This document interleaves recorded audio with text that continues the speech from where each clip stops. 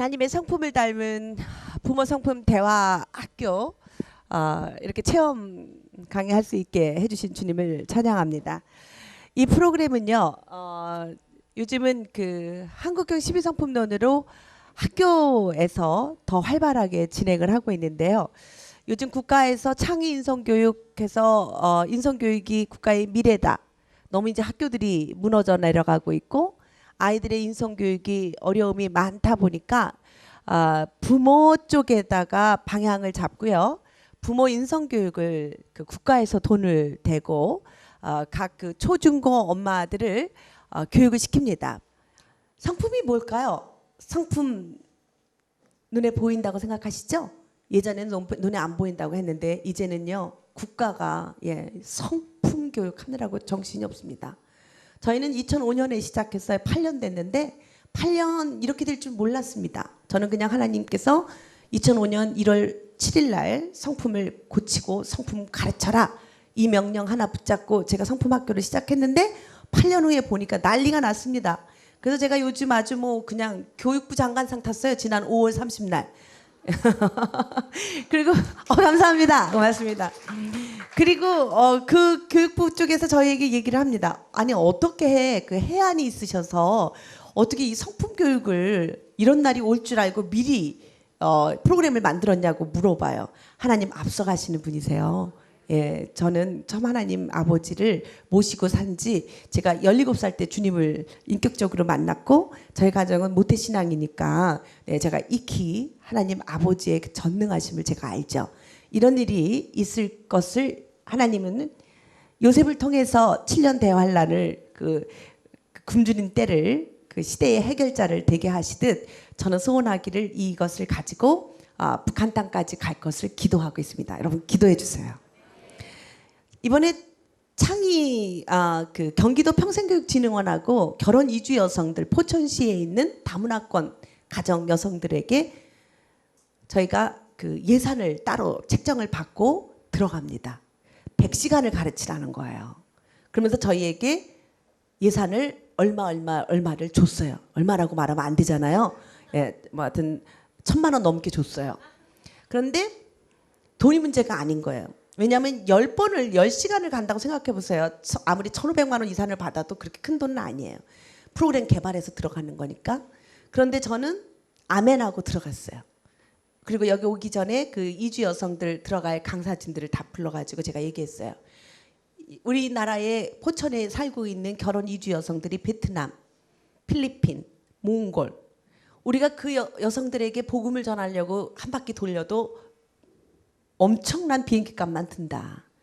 이거는 하나님 주신 전도의 기회라고 생각하고 가서 사랑하고 그들에게 성품을 가르치면서 하나님의 성품을 가르치자. 전도하는 아주 좋은 전략으로 여기자. 그래서 포천 시내에 복음적인 교회가 어디 있는지를 확인해서 그냥 매일 만날 때마다 매주 만날 때마다 일주일에 2번씩 만나거든요. 그래서 고민이 있으면 가까운 교회 나가세요 하고 지어주려고 전략을 짰습니다. 그리고 제 마음속에 확신이 들었어요. 이런 식으로 국가하고 언젠가 국가의 돈을 받으면서 북한에 가겠구나라고 생각하게 됐어요. 저희 좋은 나무 성품학교 맨 마지막 고울은 북한의 아이들에게 하나님의 성품을 가르치는 거예요. 가정에서 자라지 못한 아이들이 타가소에서 자란 그 아이들에게 가정에 하나님 아버지의 성품을 가르치는 것밖에는 해결 방법이 없습니다. 남한에 살고 있는 아이들과 북한에 살고 있는 아이들은 생각, 감정, 행동의 구조적인 차이가 엄청나죠. 이것을 무엇으로 우리가 하나 되게 할 것인가? 우리를 지으신 하나님 아버지의 성품입니다. 그렇다면 그 성품은 무엇일까요? 저는 생각, 감정, 행동의 총체적 표현이라고 정의를 내렸습니다. 성품은 생각의 표현입니다. 감정의 표현이고 행동의 표현입니다. 그러니까 성품은 눈에 안 보이는 게 아니에요. 생각으로 표현되고 감정으로 표현되고 행동으로 표현되는 것입니다.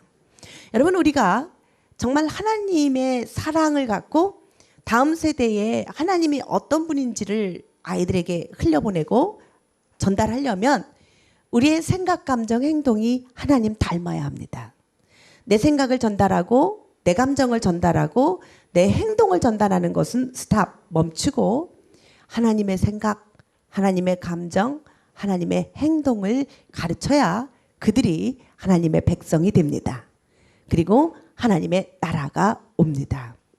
저는 그렇게 생각해요. 이 세상을 지으신 분은 유일하신 하나님, 하나님 한 분이시기 때문에 우리가 그분의 성품을 닮아서 이 세상을 하나님이 우리에게 목적하신 대로 내가 온 것은 생명을 얻게 하고 더 풍성히 얻게 하려 함이라.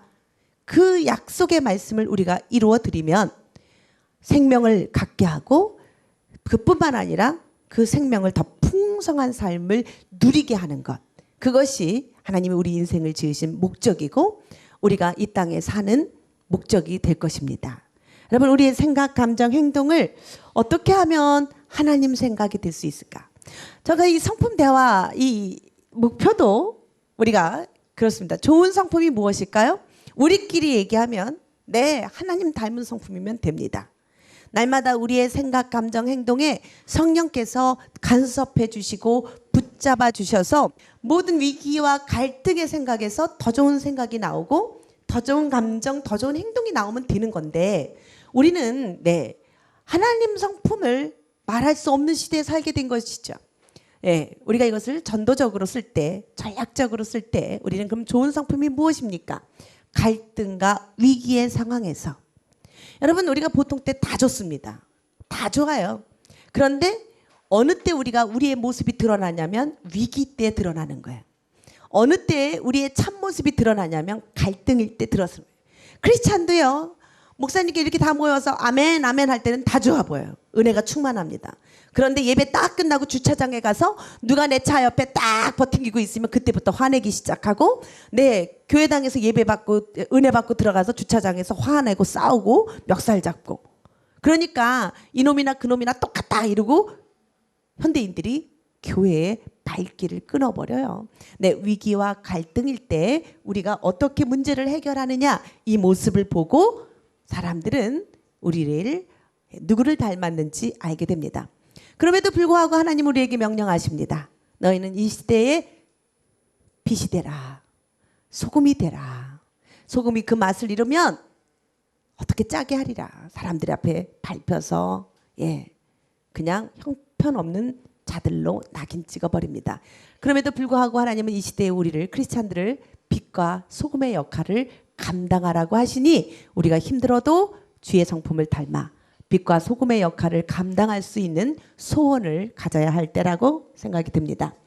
그렇다면 성품 대화가 뭘까요? 성품 대화. 여러분, 이 말 한마디요. 이 말이라고 하는 게요.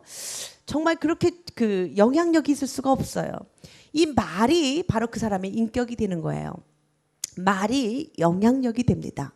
자, 그래서 우리가 정말 하나님 닮은 모습을 보이려면 뭐부터 우리가 해야 되냐면 말부터 우리가 정리해야 돼요. 그래서 성품 대화란 대화를 통해서 한 사람의 생각, 감정, 행동에 영향을 끼쳐서 더 좋은 성품으로 표현되도록 하는 것이 바로 성품 대화예요. 자, 그래서 성품 대화학교 6주 과정에 오시는 분들에게 제가 얘기합니다. 수강생들에게.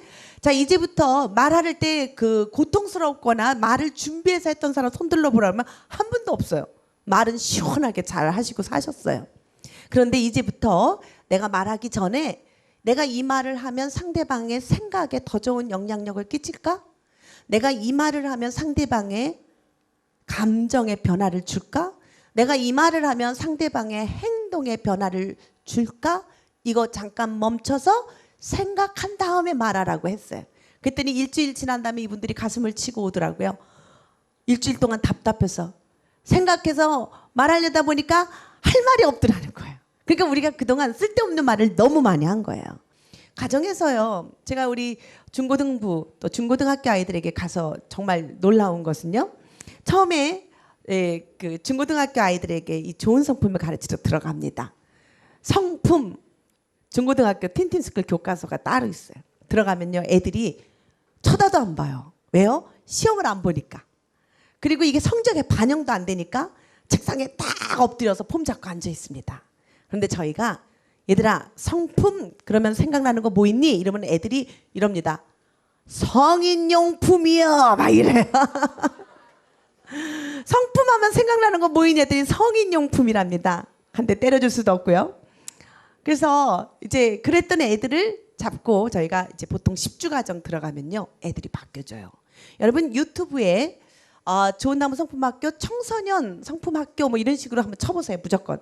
그러면 저희가 그 안양에 있는 신성중학교, S중학교 애들에게 수업을 했던 내용이 나오는데요. 그 아이들에게 기쁨이라는 성품을 끝나고 난 다음에 물어봤어요. 너 이 성품 하고 난 다음에 성품 교육 받고 제일 기억에 남는 거 뭐니? 그랬더니 얘네들이 이렇게 말하는 거예요. 내가 바뀌면 우리 엄마가 바뀐다는 거예요.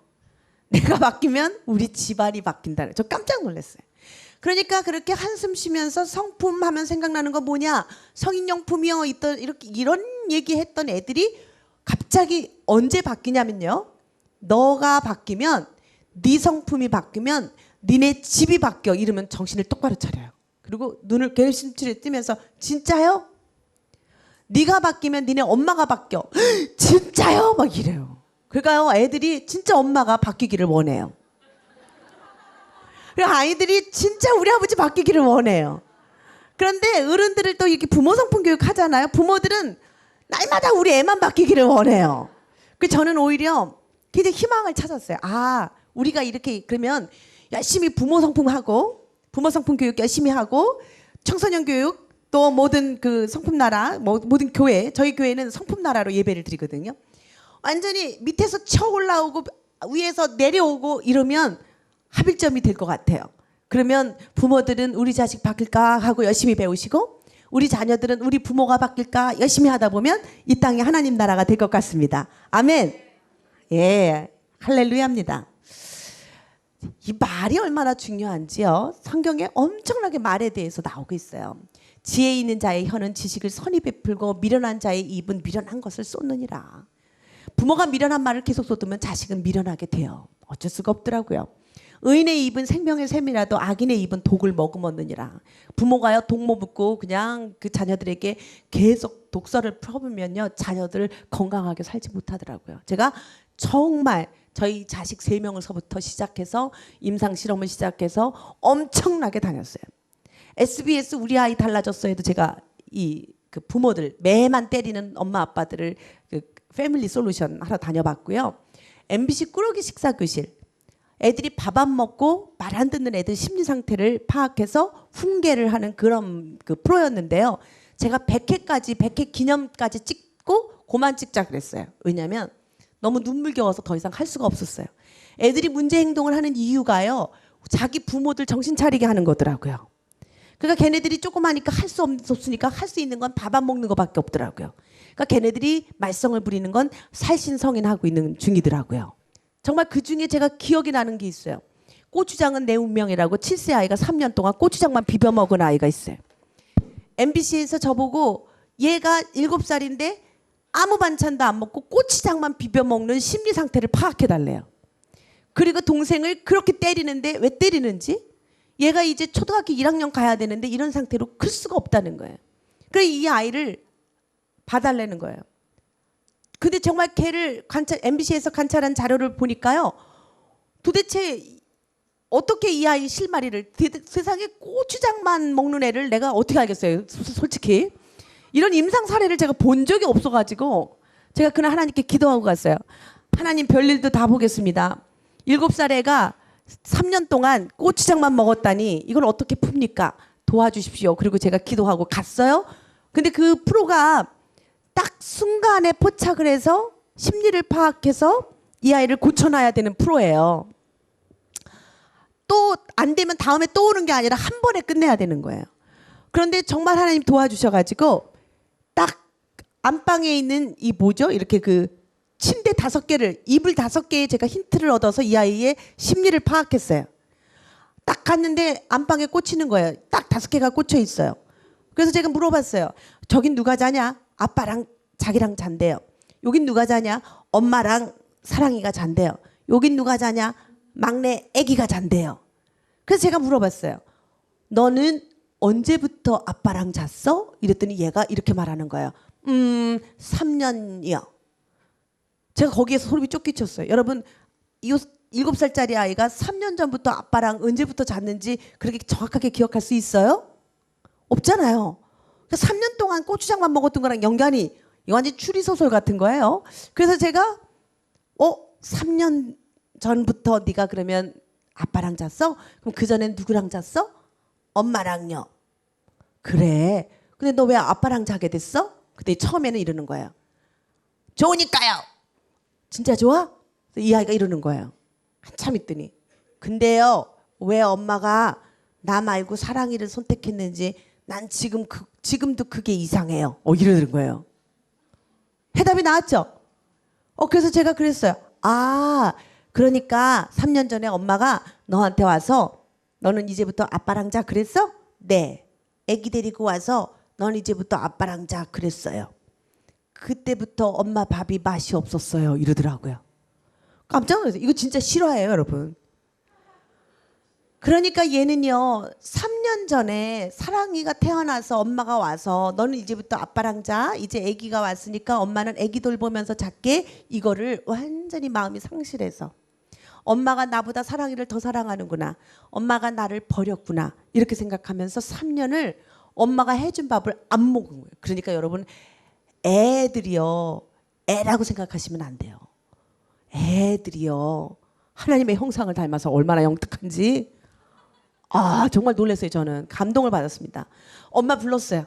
그래서 얘 고추장만 먹은 거는 그 이유라고 했더니 엄마가 눈물을 펑펑 흘리면서 내가 너를 얼마나 사랑하는데 너 오해한 거야. 그런데 이미 마음이 상한 거예요. 오해지만 상한 거예요. 그러니까요, 우리가 얼마나 지혜롭게 말을 잘해야 되는지 몰라요. 그래서 둘이 껴안고 엉엉 울고 나고 난 다음에야 이 아이가요, 고추장 안 먹고 엄마 밥 잘 먹고, 네, 동생 때리지도 않고. 그러니 참 우리가 이 말이요, 정말 생각하면서 말하고 어떻게 말해야 되는지 다시 보살피며 말하고 정말 사람을 살리는 말을 해야 되는 거예요. 근데 이 엄마는 그게 그렇게 이 아이가 죽을 만큼 고통스러웠다는 걸 몰랐던 거예요. 너 이제부터 아빠랑 자? 이 말 한마디가 이 아이에는 엄청난 거절감, 상실감이었다는 걸 몰랐던 거예요. 우리가 이 말 한마디를요, 내가 내키는 대로 하면 안 되는 거예요. 생각하고 듣는 사람에게 충격이 가지 않도록 말하는 거 지혜입니다. 칼로 찌른 같이 함부로 말하는 자가 있거니와 지혜로운 자의 혀는 양약과 같으니라. 아멘. 네. 그래서 이제부터 본론으로 들어갈게요. 자, 성품이라는 것은 생각, 감정, 행동의 표현이라 그랬죠. 그러면 저는 오늘 아주 짤막하게 어떻게 하면 생각을 바뀔까? 어떻게 하면 감정을 바꿀까? 어떻게 하면 행동을 바꿀까? 요렇게만 오늘 한번 생각해 보려고 그래요. 여러분, 정말 생각이 나랑 아닐 때, 그리고 생각을 바꿔주고 싶은데 전혀 그 생각을 고집부리고 바꾸지 않을 때 여러분 정말 힘드시죠? 네. 생각이 성품이에요. 자, 생각을 바꾸기 위해서는 질문법을 써야 됩니다. 무슨 법? 질문법. 질문법은요, 제가 제 책에 정의를 이렇게 내렸습니다. 상대에게 자신의 문제를 스스로 생각하고 그 해결법을 찾게 한 후 문제를 해결하는 데 도움이 되도록 스스로 생각을 열게 하는 방법이에요. 우리가 자녀의 생각을 바꾸게 하려면 무슨 법을 쓰자고요? 질문법. 스스로 생각할 수 있도록 하는 거예요. 엄청 도움이 됩니다. 토마스 리코나라고 하는 학자는 이렇게 말했어요. 아이의 성품을 키우는 방법은 질문을 많이 하는 것이다. 여러분, 질문 많이 하십니까? 한번 생각해 보세요. 아니에요. 제가 이거 굉장히 많이 강의해 봤는데요. 어느 곳에 가나 우리 부모님들은 딱 3마디 해요. 해라. 하지 마. 했니? 이거예요. 이거 외에는 없습니다. 자, 그렇다면 생각을 바꾸는 기술, 질문법, 성품, 그럼 우리가 이 성품 질문법을 쓰면 어떤 유익이 올까요? 첫째, 아이의 자율적인 사고를 촉발해요. 우리 특히 크리스찬 부모님들이요, 저를 비롯해서 저희 집안은 아주 좀 유별난 집안이었죠. 저희는 완전히 부모의 말은 법이다, 이래야 된다, 막 이렇게 착착 지시를 내리는데 아주 익숙했어요. 그런데요, 아이들의 사고는 질문법을 썼을 때 아이들의 사고가 확장이 된다는 거예요. 그래서 우리가 이 자율적인 사고를 주려면 질문법을 써서 스스로의 문제를 생각하게 만드는 것 아주 능력입니다. 새로운 사고를 발견해서 사고의 지평을 넓혀주고 미래지향적인 질문을 통해서 더 좋은 행동을 기대할 수가 있게 되는 것이죠. 자, 그렇다면 우리가 시간이 없기 때문에 바로 들어가면 우리가 어떻게 이 상대방을 열게 할 수 있을까? 이 질문법에도 여러 가지 종류가 있다라고 하는 거예요. 첫째는 어떻게 하는 질문으로 쓰는 겁니다. 어떻게 해요? 무슨 질문이요? 어떻게. 그러니까 우리는 질문을 할 때 어떤 질문을 해야 될지 모를 때 우리가 어떻게 된 일이니? 근데 우리가 동생들하고 굉장히 싸움을 잘하죠. 특히 형제들은 싸움을 많이 싸우죠. 자, 그래서 우리가 그 형제들이 싸울 때 우리가 어떻게 질문, 그래도 질문법 쓰려니까 여러분 가서 자, 애들이 싸우면 뭐라고 질문하세요? 시작. 네, 정답이 막 나오네요. 왜 싸워? 이러지요. 네. 왜 싸우니 도대체? 니들 왜 맨날 싸워? 이렇게 말합니다. 자, 그러면 어떻게 애들이 대답할까요? 경험 많으시잖아요. 얘가 까불잖아요. 동생이 내 거 망가뜨렸어요. 이렇게 얘기해요. 왜 싸우니? 라고 대답하면 애들은 변명하게 돼 있어요. 그죠? 그러니까 우리는 자꾸 변명을 유발을 시키는 거예요. 자꾸 유도합니다. 좋은 성품이 안 돼요. 변명하는 성품이 돼요. 책임감이 없어집니다. 우리는 어떻게 된 일이야? 라고 질문해야 돼요. 질문 잘해야 돼요. 어떻게 된 일이야? 둘이 싸울 때 그냥 우리는 왜 싸우냐 하지 말고 어떻게라는 말만 바꿔도 굉장히 말은 달라져요. 어떻게 된 일이야? 얘가 어쩌고 저쩌고 했어요. 그랬구나. 그래서 네가 속상했구나. 얘가 어쩌고 저쩌고 했어요. 그래서 네가 속상했구나. 그 다음은요. 또 질문하면 되는 거예요. 그런데 이렇게 싸우는 것밖에 네가 말 못하는 동생에게 때리는 것밖에 더 좋은 방법이 없었니? 또 질문이에요. 그러면 이 아이가 생각하고 말합니다. 아니요. 내가 말 못하는 동생을 때린 건 잘못한 거예요. 그래. 그 다음에 또 이런 일이 생기면 어떻게 할래? 이런 질문. 저는 하나님 아버지의 질문법 정말 존경합니다. 아담이 하지 말라고 했는데 했어요. 먹지 말라고 그렇게 얘기를 했는데 먹었어. 먹고서는 저쪽에 숨어 있는 거예요. 그때 저 같으면요. 저보고 만약에 그 역할을 하라 그러면 전 이렇게 말했어요. 아담아, 너 도대체 왜 먹었니? 내가 너에게 해준 게 그렇게도 부족했단 말이냐? 내가 너한테 어떻게 해줬는데? 이렇게 얘기를 했을 것 같아요. 여러분 안 그래요? 예. 그런데 하나님 어떻게 하셨어요? 아담아, 내가 어디에 있느냐? 저는 아주 거기에 감동해요. 정말 하나님 인격적인 하나님이세요. 아멘. 우리가 믿고 있는 하나님 인격적인 하나님이세요. 아담아, 내가 어디에 있느냐? 네가 어제까지 나하고 같이 나란히 걸어갔던 사람이 친밀한 관계 속에서 마주보며 웃고 살았던 네가 너 지금 어디 있단 말이냐? 어떤 뜻이에요? 책임감. 내 양심을 자극하는 질문을 하고 계신 거예요. 통탄하시는 마음, 사랑하시는 마음으로 함축해서 어디에 있느냐? 멋지지 않아요? 우리 그런 말을 닮아야 됩니다. 하나님 아버지의 질문. 미래지향적인 질문이에요. 날마다 우리는 이런 얘기해요. 너 어저께도 빵점, 그저께도 빵점, 오늘도 빵점. 도대체 너 언제 날마다 빵빵해가지고 언제 100점 맞을래? 우린 이렇게 말해요. 자꾸 과거 지향적으로 말해요. 저희는 교회가 개척교회라 이 전도들 하려고 요즘 현대인들이 성경 공부하자 그러면 안 모여요. 그런데 가정을 세우는 성품 대화법 이러면 모여요. 가정에 고민이 많으니까. 그래서 이제 부부 성품 대화학교를 시작했어요. 그래서 부부들끼리 실습을 시킵니다. 얘기를 하라고. 그래서 정말 이렇게 무슨 얘기든지 하라 그러면요. 한 부부가 있는데 날마다 과거 지향적인 얘기를 하는 거예요. 내가 아파서 누워있을 때 당신이 약 한 번 사왔어?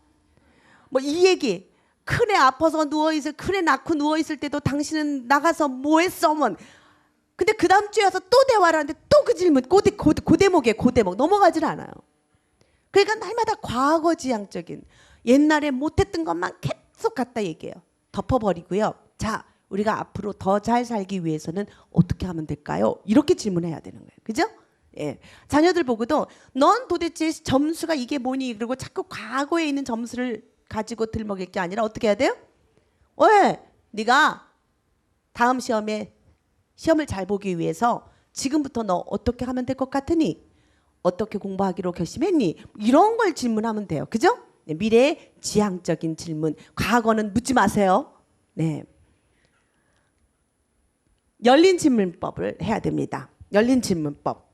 여러분 제가 한번 대답해 보세요. 질문할게요. 여러분 이 강의가 지금 여러분에게 좋아요, 나빠요? 이게 안 좋은 질문이에요. OX가 아니라 좋으니 나쁘니, 할래 안 할래, 그가 아니라 자 우리가 다음에 더 잘하기 위해서 어떻게 할까요? 다른 의견이 있을까요? 이번 교육을 통해서 우리 삶에 어떻게 적용시킬 수 있을까요? 이렇게 질문해서 열려 있게. 이것이 바로 열린 질문법이에요. 근데 우리는요, 잘해서 잘못했어. 이 질문 굉장히 많이 해요. 잘해서 잘못했어. 잘못했어요. 빨리 그러면 잘못했다고 말해. 이러면 문제가 되는 것처럼 우린 그렇게 한단 말이죠. 열린 질문법을 쓰는 겁니다. 직접적인 질문법을 쓰는 거예요. 네가 친구하고 그렇게 싸운다고 무슨 이로움이 있겠니? 이런 질문이죠. 네가 화가 난다고 벽을 치면 무슨 도움이 되겠어? 이렇게 너무 이순신 장군께서 말입니다. 그냥 아군끼리 싸우고 있는데 아무리 말려도 안 되는 거예요. 자, 그럴 때 아주 이순신 장군께서 다 불러가지고 그랬대요. 아군끼리 싸운다고 무슨 유익이 있겠느냐? 이랬더니 가만히 숙연해지더니 그다음부터는 안 싸우더라는 거예요. 그러니까 우리가 직접적으로 영향을 끼칠 수 있는 질문법을 써서 생각해 보게 만드는 거예요. 자, 이 질문법은 어디를 변화시키는? 어디? 성품 중에 어디를 변화시키는? 생각을 변화시키는 질문법. 그러니까 여러분 부부관계에서도 그런 거죠. 자꾸 당신 때문에 과거지향적인 질문이 아니라 여보 우리가 앞으로 더 좋은 부부관계를 위해서는 어떻게 하면 좋을까? 우리 한번 얘기해봐요. 뭐 이런 것도 굉장히 좋은 대화법이에요. 아이들과 이런 생각을 한번 좀 바꿔보는 질문법입니다. 자, 그 다음에 이제 어디로 내려가요? 여기 이제 생각은 바뀌었어요. 끝나버렸습니다. 어디로? 가슴. 네, 가슴을 변화시키려면 무슨 방법을 써야 될까요? 경청법. 무슨 법이요? 경청법. 네. 여러분 경청이란 같이 한번 읽어볼까요? 시작. 상대방의 말과 행동을 잘 집중하여 들어 상대방이 얼마나 소중한지 인정해 주는 것. 그러니까 우리가 1단계 경청은 저희는 1단계 오픈 스텝 1단계 2단계 3단계 4단계 경청법까지 훈련을 해요. 그러니까 이 경청이라고 하는 게 귀로 잘 듣는 것만 경청이 아니죠. 처음에는 소리에 반응하는 것 이거 경청이었어요. 애들에게 토끼가 빠삭빠삭 소리 나면 귀가 쫑긋 세워지는 것처럼 소리에 집중하는 훈련 이거 필요해요. 그리고 그거 어렸을 때 해봐야 돼요. 안 그러면 청각에 이상이 있으면 빨리 가서 고쳐야 돼요. 그래서 이 모국어가 영유아기 때 형성이 되는데 이때 놓쳐버리면 평생 언어적 모국어에 불구가 되기 때문에 정말 이 청각에 이상이 없는지 소리에 딱 집중하는 훈련들 굉장히 중요하죠. 그 다음에는 이 말에 집중하는 훈련, 행동에 집중하는 훈련. 그 다음은요. 말과 행동이 아니어도 마음에 집중하는 훈련을 해야 됩니다. 예수님은 그렇게 하셨어요. 그죠? 예. 정말 사마리아 여인이 물을 들어왔을 때 만났던 그 대화는 그 여인이 입에서 나온 말을 갖고 하신 게 아니라 그 속에 감춰져 있는 수많은 생각까지 읽어내실 줄 아는 그런 경청법을 사용하신 거예요. 그러니까 정말 말할 수 없는 비탄의 여인이었던 그 여인은 그 순간 예수님을 만난 그 만남 이후로 딴 사람이 되어버렸어요. 왜요? 가슴이 변화됐기 때문에 그렇습니다. 성품은요. 가슴이 변화돼야 돼요. 가슴이 변화 없이 우리가 너무 생각, 지식만 넣어주는 신앙교육이 너무 메말라는 거예요.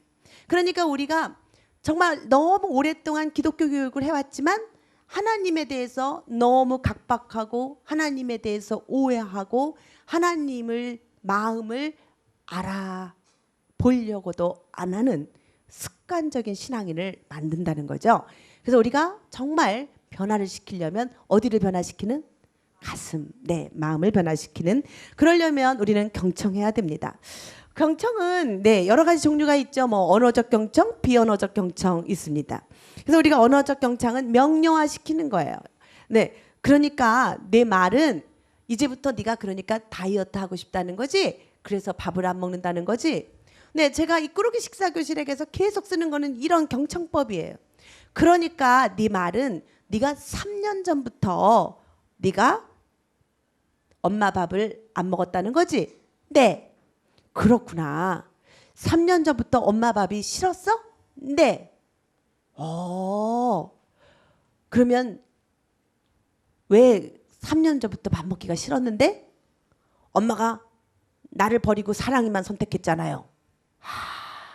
사랑이만 선택한 것 같아서 네가 엄마가 너를 사랑하지 않는 것 같으니까 사랑하지 않는 엄마의 밥을 네가 먹을 수가 없었겠구나. 네.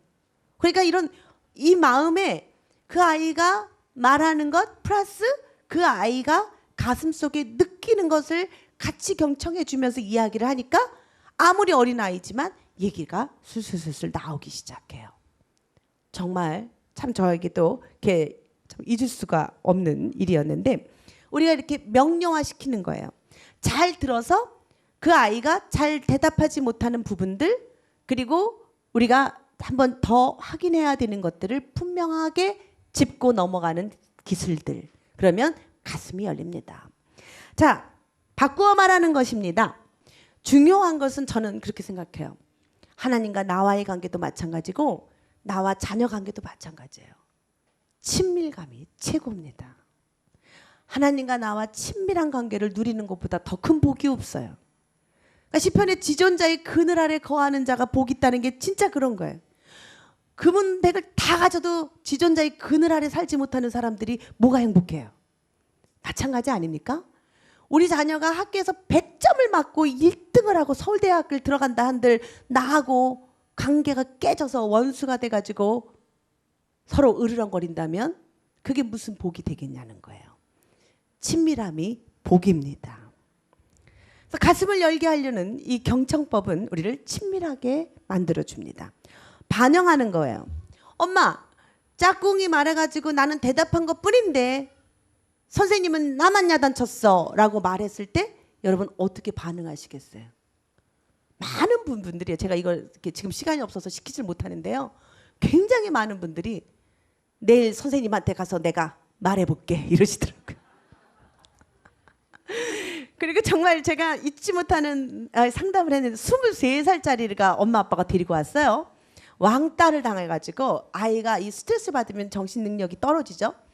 23살인데 전문대학을 다니는데 이 아이가 그 참 인지 능력이 굉장히 많이 떨어진 이런 상황이었어요. 그런데 이 아이가 얘기를 하는데 학교에서 이야기를 했더니 이 엄마가 학교까지 쫓아가서 교장실까지 가서 한번 그 문 뒤집어 엎었다는 거예요. 자, 그 다음부터 어떤 일이 벌어졌어요?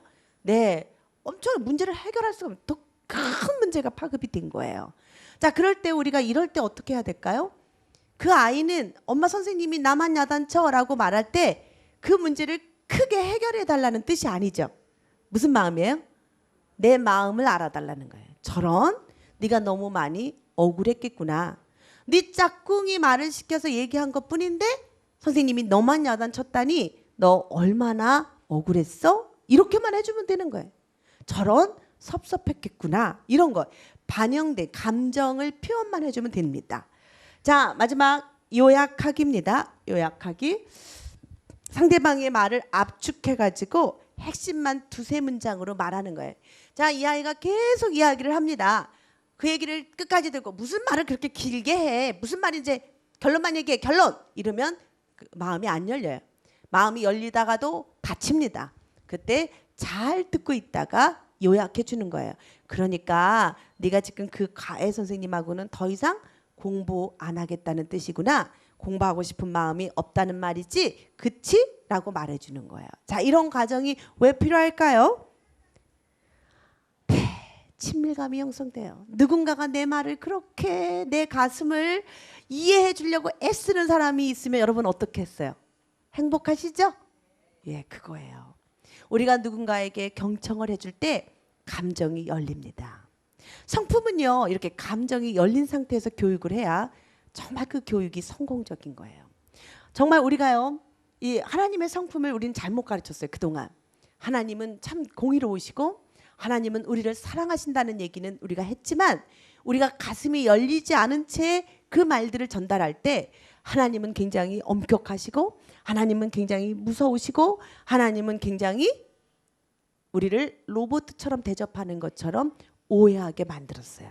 그래서 우리가 가슴으로 하나님을 만난 사람만이 하나님이 얼마나 우리를 치밀하게 사랑하시는지를 전달할 수가 있는 것처럼 우리가 그 아이들의 우리 자녀들의 세세한 감정을 읽어주고 반영해 줄 때 아이들은요, 그 문제가 해결되는 것을 떠나서 우리 부모가 나를 이렇게 소중하게 여기는구나, 우리 부모가 나를 이렇게 존중하는구나, 우리 엄마가 나를 이렇게 사랑하는구나, 이 느낌을 전달해 주게 됩니다.